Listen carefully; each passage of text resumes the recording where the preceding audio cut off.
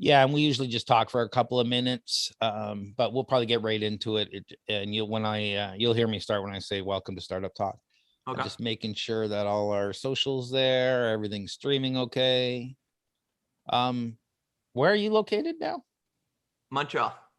So uh, we're going to what we Ontario calls step 3 on Friday for COVID, and I think we're allowed to indoor restaurants partially now and whatnot. Where are you?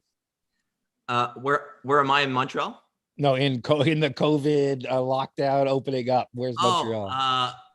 I mean, pretty much everything is open now. Like, I think you have, we're actually having a gathering with our Ottawa employees at my partner's house because we're fully distributed. My partner lives in Ottawa and in Gatineau, nearby Ottawa, and we can accept like we can have 10 people in house at your home now and 20 people outside in the backyard. Yeah, I think I right now we're 25 people in the backyard. But I'm not sure about in home. It's moving to that. So I don't know what the Yeah, numbers are, but it's coming.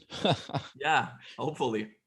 And well, I unfortunately see a lot of doom and gloomers saying, "Oh, wait till the fall, we're going to be locked down again." I don't know. Yeah. I prefer to be an optimistic with those kind of things. It Yeah, makes I stuff easier. exactly. Why be pessimistic about it? Yeah. And we'll see how it goes. I'm hoping that the opening goes well and that we don't have any issues. Me And too. welcome everyone who's joined us. Thank you for attending. I see a few people here on Zoom and a few people on YouTube. Thanks for joining us. We're about to get started. All right.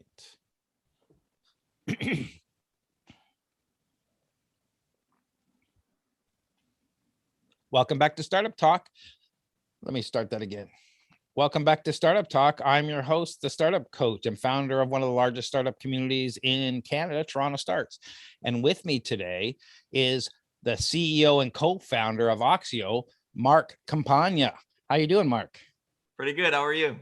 I'm doing great. The weather's doing well, and as we were mentioned before, we're heading into step 3, where we're allowed to. A lot more things are opening up here in Ontario, so I'm excited to get out and doing a few more things.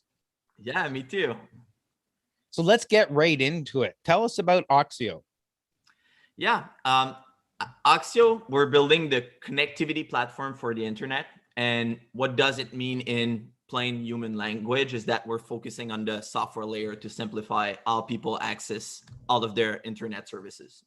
So as of today, we are integrated on Rogers and Videotron's network to provide residential internet services. But the long-term goal is to actually be integrated with every single possible networks across the world and be the platform that provides the best internet services that perfectly suits your needs. Not only residential internet, but also in the long term, mobile, IoT, low Earth orbit satellites, and 5G down the line. But for the next 18 months, we're solely focused on Canada, but eventually we have a vision to become global. And in terms of size, we're 50, close to 60 employees now spread across Canada. We're fully remote.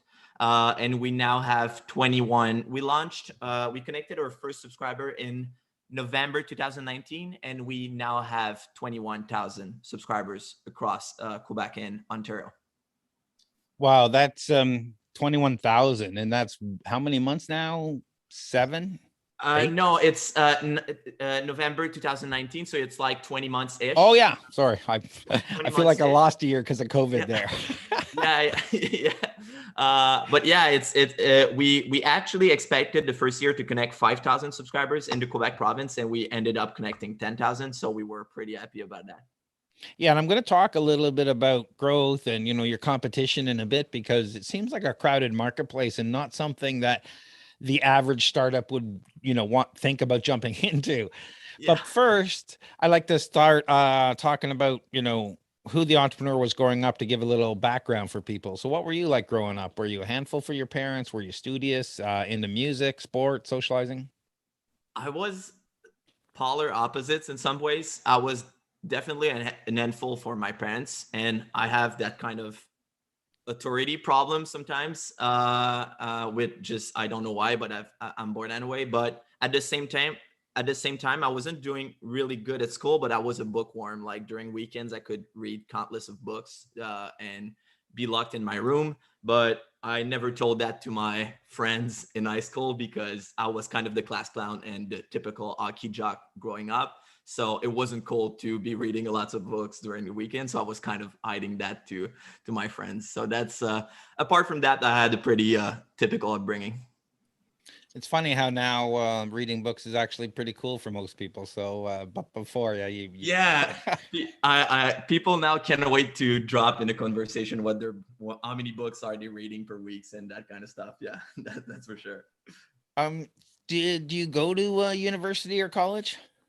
I did, but I dropped out, and I think it's a quality and a limitation in some ways. I never had a real job, so I started entrepreneurship at 14. I started importing fake luxury goods from China and building a sales team across high schools in Quebec to sell those goods.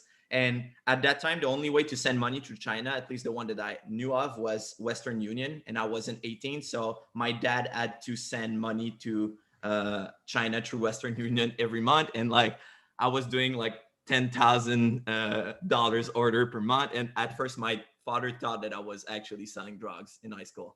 Uh, and after that, at 17, I started another company. Me and my friend were 17, uh, started to hang out with pretty ladies and stuff, and we wanted to get into the bar, and we were underage, so we tried to start a promoting company for bars, and we said like the owner will never ask our age if we have a promoting company, and we did. And the bar owners never asked our age, and we actually had to lie for our 18th birthday that we were celebrating our 19th birthday at that time.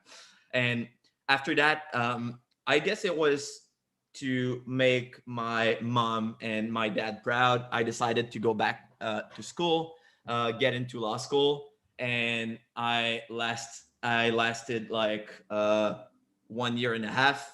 I was living at my parents' place at the time, and they moved from the city to the suburb, and they wanted to get an internet connection.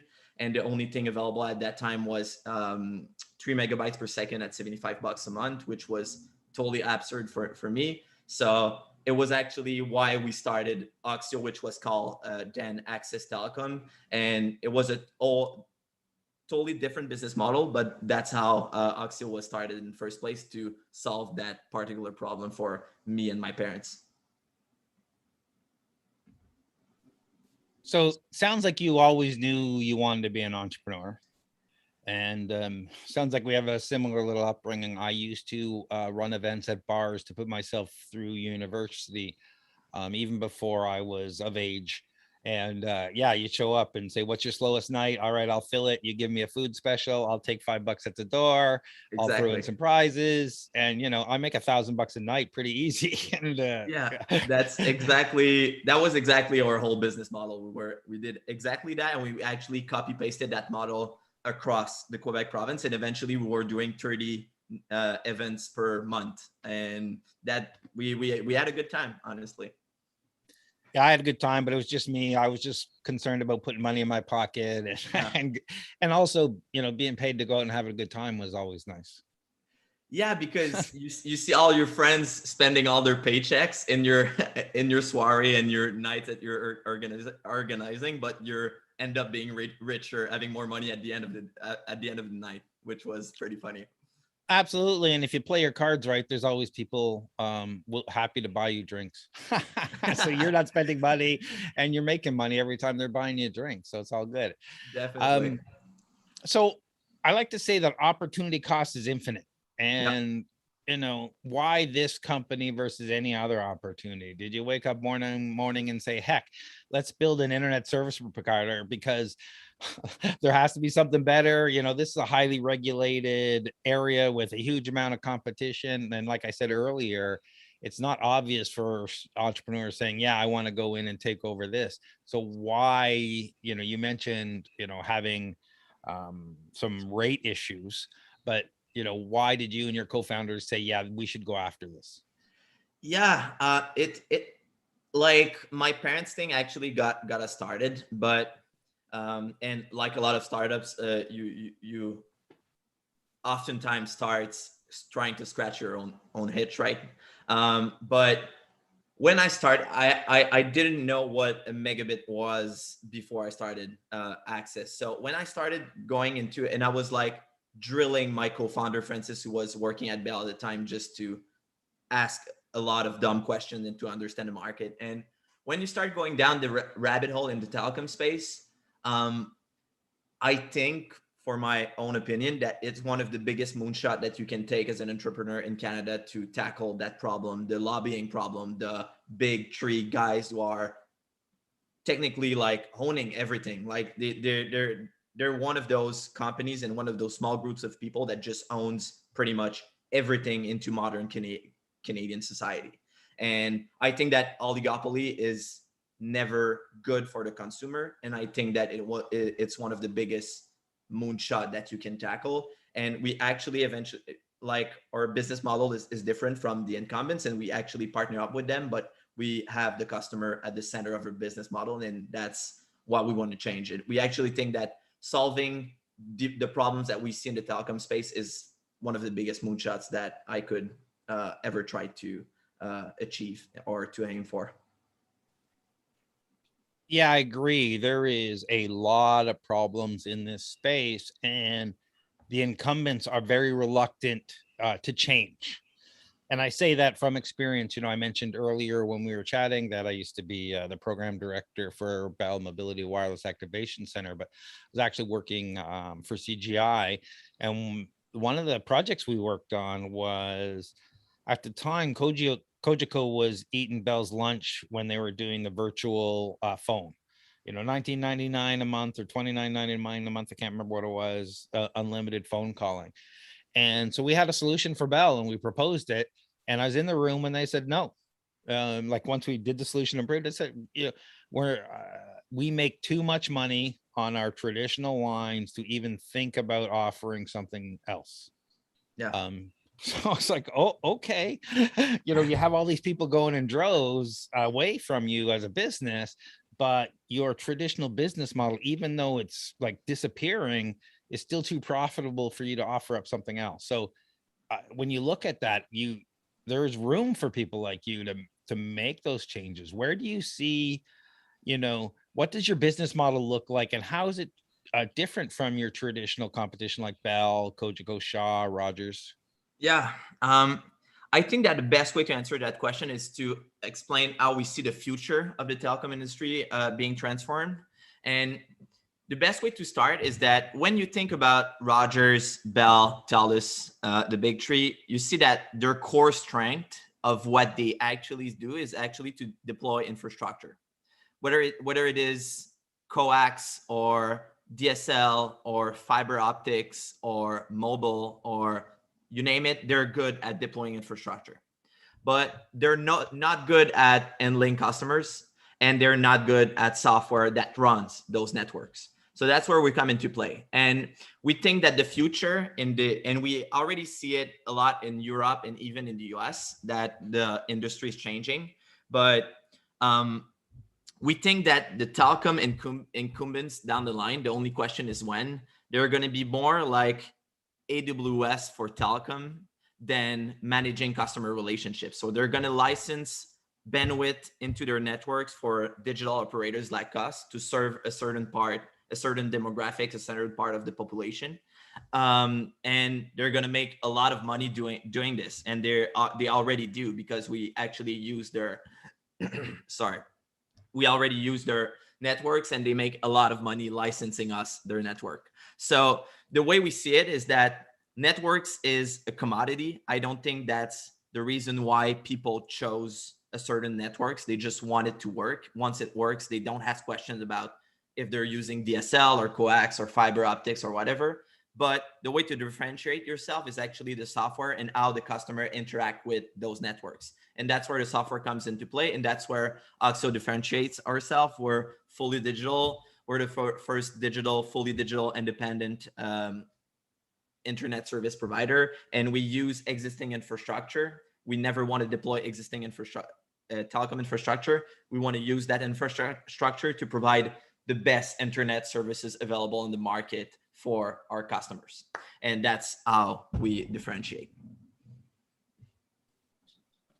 Yeah, traditional companies, like Oxio, have very complex systems to track usage, take customer support, device management, change customers' plans, and more. I mentioned my experience, and they have whole departments for all these things. And if you're talking about phone, TV, and internet, your competition have completely different, I'm going to even say, companies inside the company. Yeah. They run completely different and they don't talk to each other, at least not in any proper way. So having worked inside Bell, like I mentioned, I've seen how complex these systems are. This question comes from Bryce from Global Live, that we both know, we mentioned earlier, who suggested I talk to you. How are you rethinking this model, the VNO model, to give you an advantage and remove the complexity? Because, every time we tried to make a change at Bell, it added complexity, didn't remove anything. Yeah, it's actually simple, but it's not in terms of operation. We just want to own the software, and that's what we focus on. And you see the virtual network operators that are existing across the world. What they do is that they're going to do a network agreement with an incumbent that owns mobile or internet infrastructure. And then they're going to look for an OSS, BSS, which is like an operating system software, a billing system software, and all those software that you need to use to run that complex operation, which is what telecom companies do. But they don't own any software. They don't own their software. So if a customer has a feature request or they want to iterate on their project, they can, because they don't own the software. The only thing they have to do is to put a feature request to the person who's building that software. And are you still there?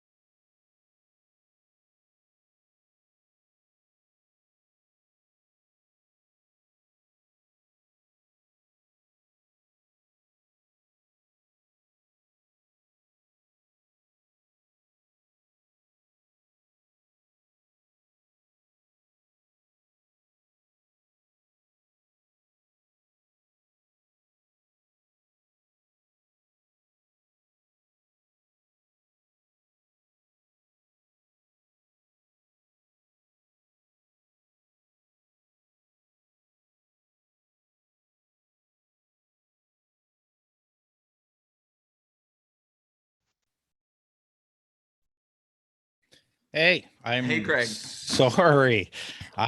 We had complete disconnection here.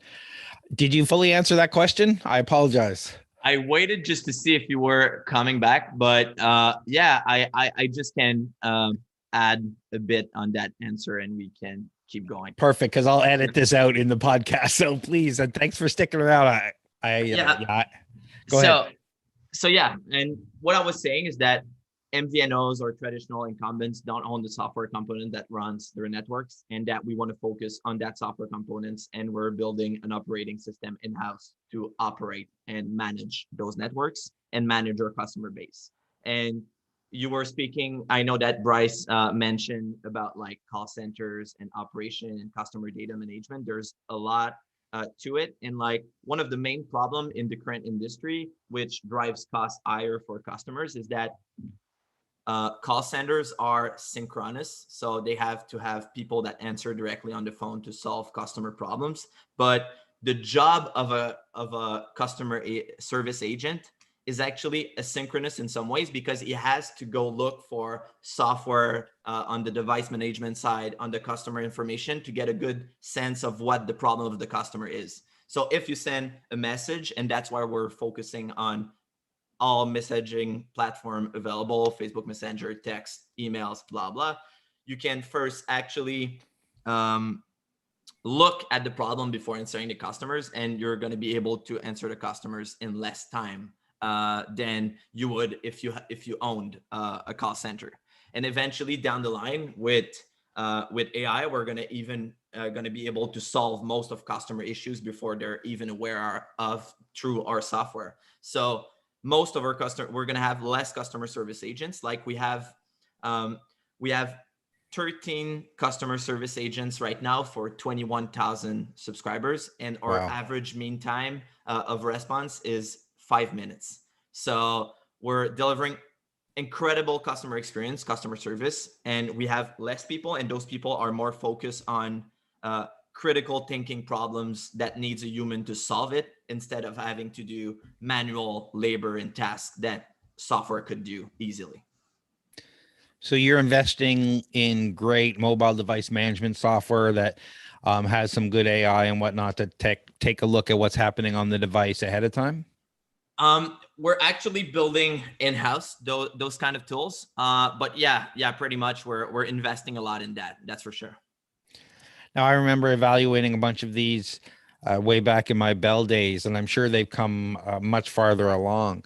Having worked in the industry, call centers, as you mentioned, have been the primary contact point, and they're traditionally measured in KPIs like cost per second, cost per call, or cost per interaction.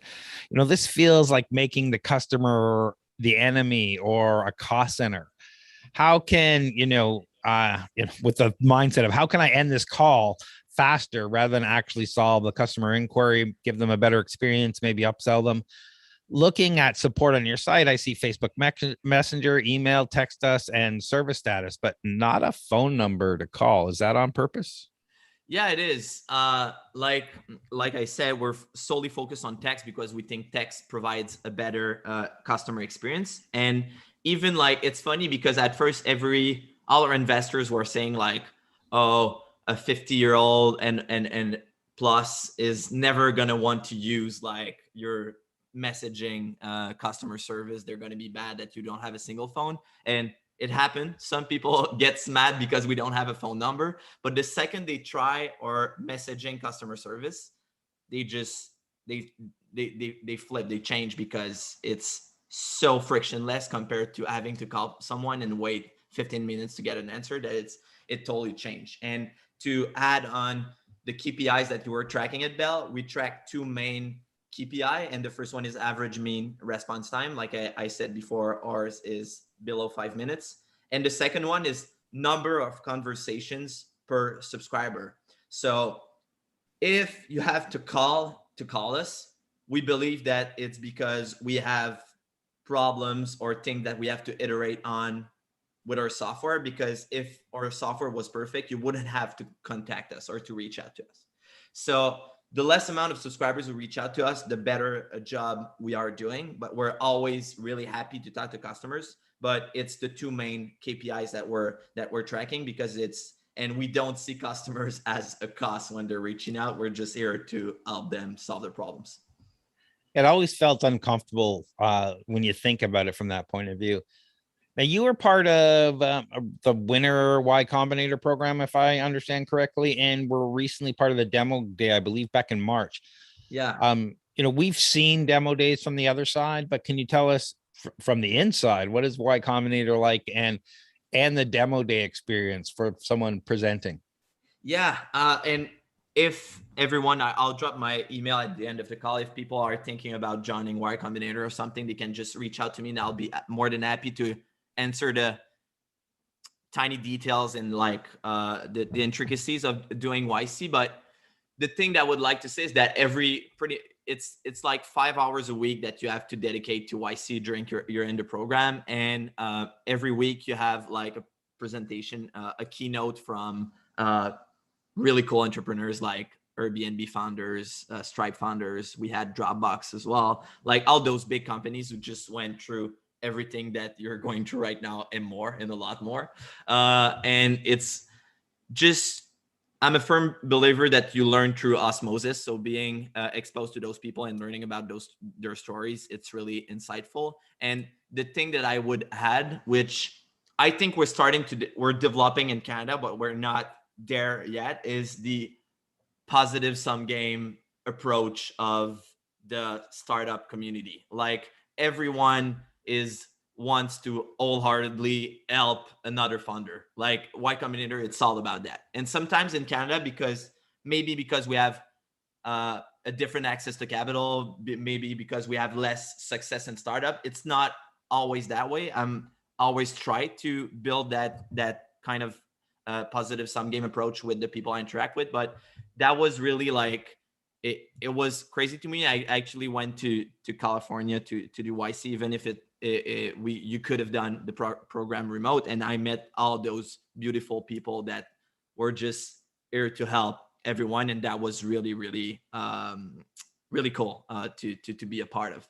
And in terms of demo day, I think it's the funny, like the craziest and one of the hardest things that I've done in my life. And let me just explain why, because it's really hard to understand when you've never been through a funding round. But you pitch through demo day, you have like 30 seconds to just pour your soul out and be and like flip a switch inside customer investors' mind to like your company. And then when they like your company, you get automatically introduced via email to talk to that investor. So I had like 160-ish emails at the end of that day, being introduced to investors all across the world. And after that, I just decided, okay, so for the next week, I'm going to be available from 6 a.m. to 10 p.m. and I'm going to book 30-minute meeting every single day for 7 days so I can get through those investors. And like to repeat yourself over and over again to investors during 30-minute meetings. And some people really get you, which gives you a lot of energy to keep going. Some people really don't. It's really a numbers game. And it was really, really hard to keep my energy during that tough week, but it was all worth it. We closed our A round afterwards, but yeah, it was really, really, really hard. And the thing that I learned is that money is a commodity, and those people are actually, I don't know if it sounds condescending, but I'll say it anyway. They're actually lucky to find the right founder to invest their money in. And I had the complete opposite way of seeing things before YC, because I was like, oh, it's me who's lucky to pitch to those investors, but their job is actually to deploy money. And that totally changed my mindset. And it really helped me during our A round that we closed. That's actually very good perception and good advice. One thing I like to say is money is the lowest common denominator. It's made specifically to be the lowest common denominator. So, you know, everything else is more valuable. So stop thinking about that. And the other thing is, you're the prize. The company's the prize. You know, they win a chance to invest in you, not the other way around, kind of thing, you know. So you have to have that as a mindset, because if you're going forward knowing that you're going to be a great company, and let's face it, you have to have your reality distortion field, because you're projecting out to something that doesn't exist when you start out. And so there's some of that, but you know, you're the prize. And if they believe in you, and if you believe enough that you're the prize, you project that towards them. So definitely having that confidence and that mindset. You're right. Absolutely. They're there to deploy money. You got to find the right match from someone who can help and assist you and grow your business rather than someone who's just going to give you cash because, you're not looking for just a bank. Yeah. Hopefully anyway. Yeah, hopefully. Speaking of fundraising, can we talk about fundraising and where you are in the process and any news there? Yeah. We're gonna announce it on Monday, but we just closed a 25 million Series A round. And the lead investor, it's my idol in the telecom space. It's Xavier Niel. They were investors prior through Kima Ventures, which is a fund in Europe. And yeah, so we're pretty excited to have them on board. We have also Dispatch Ventures. We have WonderCo, which is the Jeff Katzenberg, the former CEO of DreamWorks, I think, and former chairman of Disney. Wes joined the round. Y Combinator, of course, and like we have really, really amazing international investors that have joined. And up to date, we have raised a total of $40 million total with that round. It's Canadian dollars. It's not USD. So yeah, that's where we're at right now. Congratulations and thanks for breaking the news here. It's awesome. Thank you very much. It's great much to see Canadian startups doing that well. Thank you very much. And speaking of fundraising, as I mentioned, you've done very well. Do you have any tips for startups who are raising and starting to reach out to investors now? Yeah, I help a lot of startups and friends who are currently raising. And like, I think that the thing that I saw the most, which is exactly the thing that I did back then as well, is that people don't really understand how big of a numbers game it is to close some funding. And people are going to start talking to, like, let's say 5 to 10 investors. And then they're going to have like an investor who is going to say, okay, it's interesting. And they're going to go into follow-up calls mode. And they're going to think that this is like the moment that you have to stop looking for their investors. But when you've seen the process at scale, like I've seen after demo day, you see that it's a numbers game. And if you think that you have to reach out to 10 people to close your round, you probably have to reach out to 100. And I'm not even exaggerating. It's probably 100. I would recommend doing it in waves of like 30 people, like ranking up the funds that you want to talk with. If you have a warm intro, warm intros always help. But it's not something that you should use it as an excuse not to reach out to fund. Actually, Kima Ventures, our first investor, was totally a cold email, and they invested afterwards.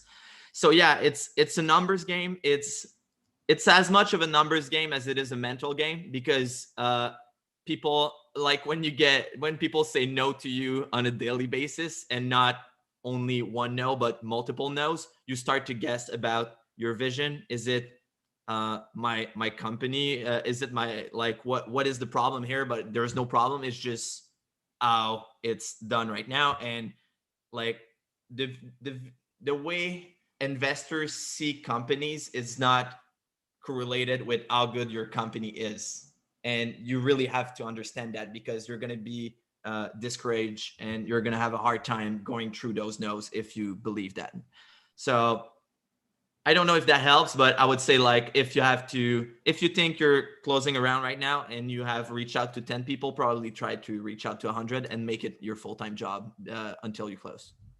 Yeah, I like to say the rule of thumb is, if you want to get investment, you need to talk to 100 investors in 5 weeks. Yeah, that's a really good rule of thumb, actually. Yeah. And so if you're doing cold reach out and you're getting a 20% response, guess what?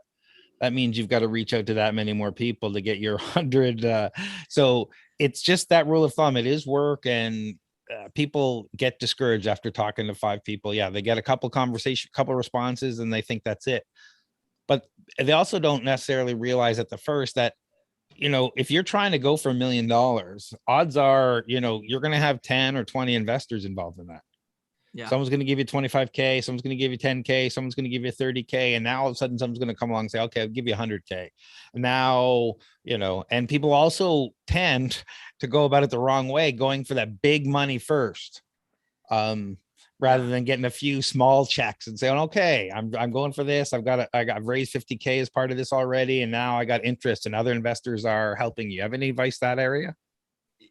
Yeah.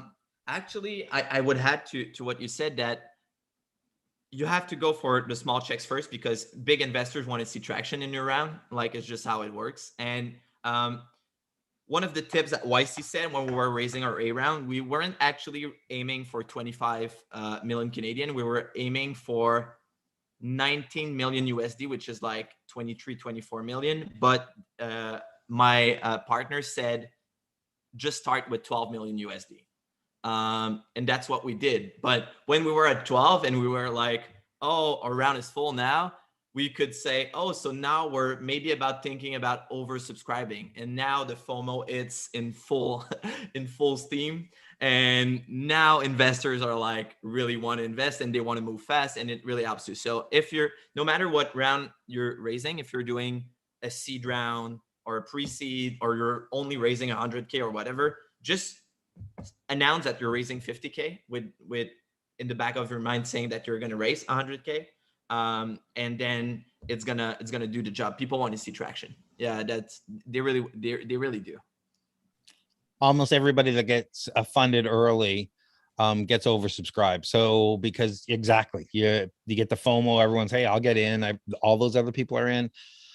It's funny, it works with equity crowdfunding as well. We have we work with local equity crowdfunding company Equivesto, and they have a minimum raise and whatnot. Once you hit that minimum raise, same thing with regular crowdfunding. Once it looks like you're going to be successful, everyone else wants to jump in and not miss it. Yeah, totally. So let's flip and talk about getting customers and support. You've grown to over 21,000 customers. What are you doing? Everyone talks about hustle. What are you doing to build your brand and bring in new customers? Yeah, I think I could talk about the first 500 subscribers, or like the first 1,000 subscribers, because we did a lot of hustle. Like when we had our first business model and we were actually deploying infrastructure, I actually installed personally every single first 200 customers. And it was like an installation that you had to install a satellite on the roof and pass a cable from the roof through the basement, and then set up the routers and the modems. And I was scared of spiders, and there was a lot of spiders in most basements and that stuff. Like it was pretty crazy. And I almost fell out of a couple roof and stuff. So that was pretty crazy. And I actually installed our first antenna on top of a 200 telecom tower. It was totally illegal. I bought some climbing gear, like some stuff, and like I just went and installed the tower. For Oxio, our first 500 subscribers, I actually did the old box by myself. I sent a personal written letter to thank the user. And when customer were having problems, because your first customer is always gonna have problems, I was going directly to the customer home. I didn't even care if it was like 4 hour way of where I was. I just went and I solved the customer problem, and that gave me an edge to understand what they were going through and how we could improve our services. And what that did too as well, which I didn't know at the time, is that it created our company culture of always putting the customer first. And now our chief experience officer, who's now leading a team of like 20 people, is still answering every week customer problems, and he's still going to customer premises if customer has problems from time to time. And that just transcends all the organization now. So yeah, that's what we did. And we went door to door at first to get our first subscribers. Like we tried everything. Like we went all in on those first customers. That's fantastic. And it's great that people are staying involved, because, the startup mantra is talk to your customers, talk to customers. And when you get into an organization, like yours, it's easy to put walls up between you and your customers. So it's great that your customer experience people are still going out there and experiencing it firsthand. Yeah. And I like to share both successes and failures. So there's a chance that somebody listening won't make the same mistake. Can you tell us a time where you screwed up or made the wrong pivot or startup decision? Yeah, like we started Axis and then pivoted into Oxio in 2019. So it was 2 years of sheer struggle, sheer failures, and like it was pure failure all the way from the first 2 years. Like it was really, really tough, really hard. Um, and I think though that even through the failures, what kept us going was that iteration that we were by listening to customers, we were trying to find our path and our way eventually, which is what we did. But my first failure was actually to, instead of thinking more on the broader sense of how the telecom industry works, I started to go not ask questions and go directly into building networks, which wasn't the problem in the current market. But that since I had that problem, I thought that everyone were having that problem. So I dove deep in that problem. And after money invested and a lot of time, more time than money at that time, we found out that that business model wasn't going to scale. We were never able to compete with big guys who as grants, a lot of grants, multi-million grants to deploy infrastructure, and that the whole system just doesn't work that way. You can have an impact into that system. So we did a lot of, we had a lot of problems with that. We also, we were 3 when we started the company. Now we're 2. We had to let go one of our founder, who was the best friend of my other founder. So the other failure that we met is that, like, it's sometimes when you're a good friend with someone, it's hard to recognize that he's maybe not the best partner. And especially like if you're friends, it's probably because you have the same, it's not always the case, but you have similar interests, similar like skill sets, similar upbringing, similar background. And when you try afterwards, when you're in operation mode and you're trying to say like, oh, what this person gonna do and that person's gonna do, you're gonna end up with both people wanting to do the same thing, and one of them is going to be better than the other, and it's going to frustrate the other, and then it's going to have a lot of problems. So just be careful to choose the right founders, and like try to get out there. Like YC now just launched a pairing feature with founders. Like just try to get out there and meet other people outside your circle to see what's the best fit for you as a founder. That's what I would recommend. Great advice. And stuff to take to heart. Now you've come out of Y Combinator, making your network with other startups. Can you recommend some tools that you see startups or yourselves are using that are trending or helpful? Yeah, I think everyone knows about it now, about the tool, but like I'm just a real I'm a big fan of Notion, the note-taking app. And it, since we're fully distributed since the beginning, we had to start with documenting everything so that everyone's on the same page. And Notion was a great tool for that. And now all the knowledge of the company is now inside of Notion. So I would really recommend that if you're a young team and you think it's weird because you're 2 to start documenting stuff, and like you're like, oh, we're just 2, we're gonna do it later on. You're not, because it's not gonna be in your culture to document stuff, and it's gonna be weird to ask someone to document it when you've never got documented anything in your company. But yeah, I would recommend Notion for all of that. And it's always great to start documenting stuff because you need to enhance and improve. And if you're just doing it because you're the person that does it, you're going to forget stuff, not necessarily look at it better. What happens when you're away? Yeah. So you got to start documenting, because, we all need breaks from time to time and to make things better, even checklists or whatever standard operating procedures. For sure. Great recommendation, Notion. Again, you've been through YC and they force you to read and do all these things. So I got a couple quick questions for you. What's your favorite book or a book you'd recommend for entrepreneurs? Yeah. My favorite book, by far, in the past year is One from Many, written by Dioc. Dioc is actually the founder and former CEO of Visa, and his premise is that he thinks that we live in an era of massive institutional failure, that the framework in which those institutions were built or are built currently hasn't changed since the Industrial Revolution, and everything else has changed. And he also coined a term called chaotic, which is a mix of chaos and order, which is one of those words that I truly believe that you need, like, the right mix, and that's what's hard to get the right mix in an organization, is that to get the right mix of chaos and order inside your organization. And the whole book is about three questions that he tried to answer, and there's three questions. It's, why are institutions everywhere, whether political, commercial, or social, increasingly unable to manage their affairs? And the second one is, why are individuals everywhere increasingly in conflict with and alienated from the institutions of which they are part of? I have a lot of friends who were working at big companies and they didn't felt anymore that they were a good fit with the company culture and the company vision. And the third question is, why are society and the biosphere increasingly in disarray? So he tried to answer those three questions. He's a really deep thinker, and it's really interesting to it's really a good read. I'll have to put that on my list and get it read in the next month or so.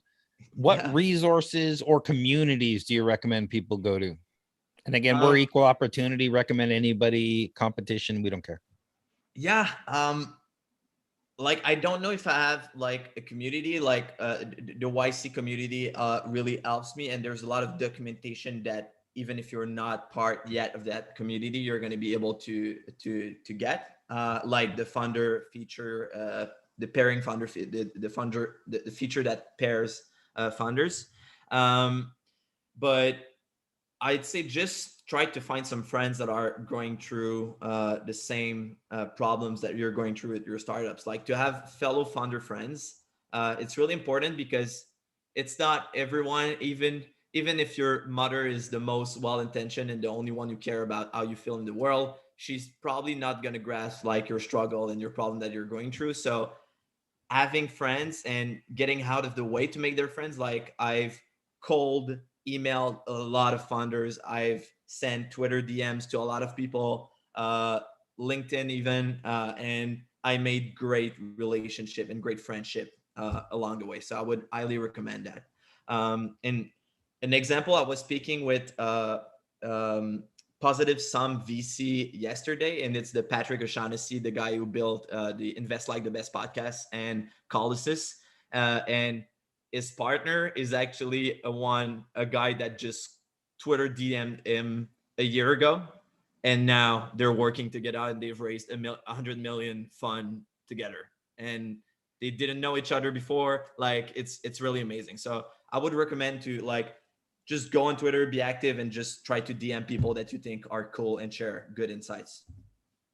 Yeah, building your network and building your community is so important. Having the right support structure, especially as entrepreneurs. If you're surrounded by 9 to 5ers, or what I like to call normals, you're not going to get the support that you need. So, Toronto Starts, we used to do all sorts of live events. We'd have a monthly networking, startup, drinks, open bar, open pitch, so people could all you can drink beer and wine. People have a beer or two so they can loosen up, and then they do the open pitch, and then we have 50 to 100 people in the room, a few investors, and everybody has a good time, and you meet people. It's a little harder now, but you need to build those connections that people understand what the frustration of building a company, what it's like for delayed gratification. You're working 12 hours a day or longer for years, while your friends are living the good life, and waiting for a future payoff. People don't understand that, and the ups and downs related. So build your support structure, have people around there understand it, because your friends who are what I call normals only gonna give you a little support because they just don't understand it. Yeah, That's 100%. Yeah. That is great advice. So what is next for you and Oxio?